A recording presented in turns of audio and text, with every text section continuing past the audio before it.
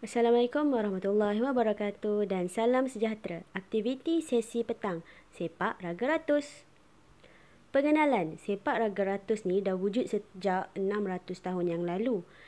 Digemari golongan bangsawan dan rakyat jelata, sejenis permainan laman. Orang dulu-dulu dia main dekat depan-depan laman, dia bermain bersama rakan-rakan sekampung. Dan pemain perlu melakukan hantaran kepada pemain lain tanpa terjatuh. Apa yang terjatuh? Raga yang perlu dihantar tu. Menggunakan anggota badan seperti kaki, peha, lutut dan kepala. Pasukan yang berjaya menimbang bola dengan kiraan paling banyak dikira sebagai pemenang. Ini satu pasukan lah kita anggap bermain dalam bulatan. Ada bulatan 6 meter, bulatan 2 meter. 6 meter yang mana? Yang luar. Garisan luar ni, kalau kamu tak ada cara untuk ukur, ada masalah ke? Tiada. Kamu masih boleh bermain sepak raga ratus. Ini adalah contoh sahaja bagaimana ukuran bulatan sekiranya kamu ingin main sepak raga ratus. Baiklah, cara permainan. Hanya tangan atau lengan tak dibenarkan untuk menerima atau menghantar bola ataupun raga lah. Permainan dimulakan dengan seorang murid melambung bola kepada rakan melintasi kawasan bulatan 2 meter. Rakan mestilah menimbang dan menghantar bola kepada rakan lain kecuali murid yang melambungkan bola tadi. Setiap murid hanya dibenarkan menimbang bola tidak lebih daripada 3 sentuhan berturut-turut. Hantaran bola mestilah melintasi bulatan 2 meter. Murid-murid dalam pasukan hendaklah bergilir-gilir menimbang bola itu dan mengawalnya supaya tak jatuh. Jika bola jatuh, permainan dalam pusingan tersebut ditamatkan. Macam mana? Bayangkan ni dalam satu kumpulan. Okey, katalah pemain ini memulakan permainan, jadi beliau akan menimbang bola dan menghantar kepada rakan yang berada melintasi garisan bulatan 2 meter. Jadi rakan yang di hadapan tidak boleh, rakan yang sebelah lah. Okey, jadi rakan ini boleh menimbang bola ataupun menimbang bola sebanyak 3 kali sentuhan sahaja. Cukup 3 kali kena hantar kepada rakan yang lain. Dan itulah, satu pasukan ni akan dikira menang berdasarkan bola yang dapat ditimbang dengan banyak.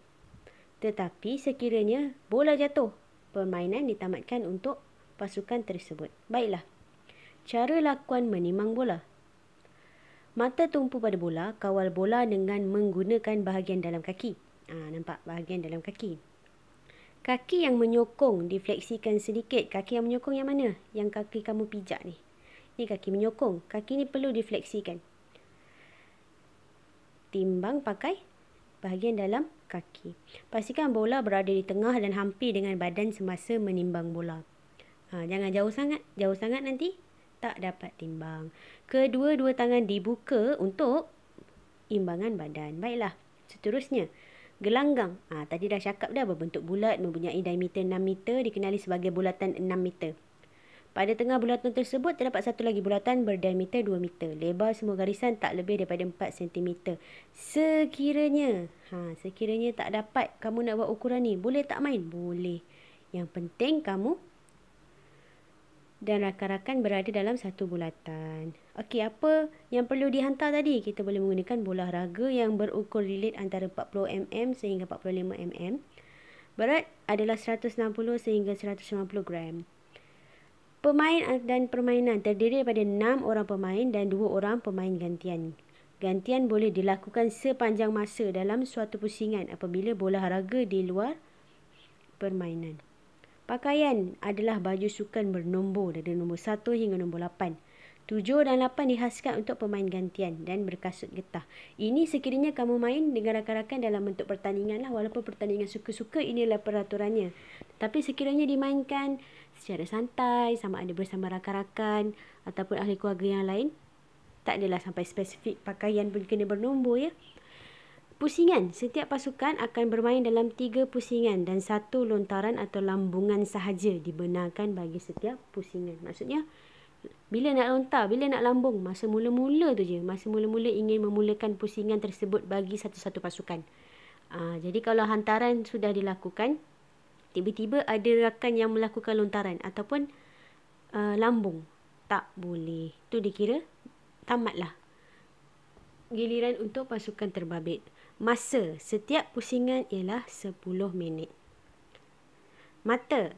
Bagaimana kiraan mata? Satu mata diberi kepada setiap sepakan dan sentuhan. Timbang sekali, satu mata. Timbang dua kali, dua mata dan seterusnya. Mana-mana pasukan yang memperoleh mata paling tinggi hasil daripada 3 pusingan akan dikira menang. Jika mata kemenangan diperoleh sama, maka pasukan yang jumlah masa permainannya lebih lama akan dikira sebagai pemenang.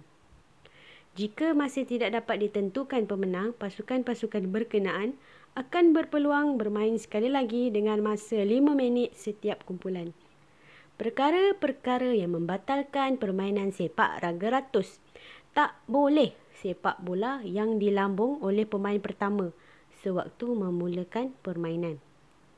Hantaran bola tidak melalui kawasan bulatan 2 meter. Kamu hantar pada gerakan sebelah. Tak melintasi. Jadi, tak boleh. Menyentuh bola lebih dari 3 sentuhan berturut-turut. Lepas dia. Dah 3 timbang, 3 kali sentuhan ni. Kali keempat, dikira batal. Seterusnya, sebarang anggota badan menyentuh lantai di luar kawasan bulatan 6 meter atau di dalam kawasan bulatan 2 meter. Bola jatuh ke atas lantai dan bola melurut pada mana-mana anggota badan. Kamu mula-mula nak sambut pakai kepala. Bila nak gunakan kepala, terjatuh sampai ke bahu, kamu sambut pakai kaki. Itu pun antara perkara yang boleh membatalkan permainan sepak raga ratus. Baiklah, itu sahaja. Terima kasih.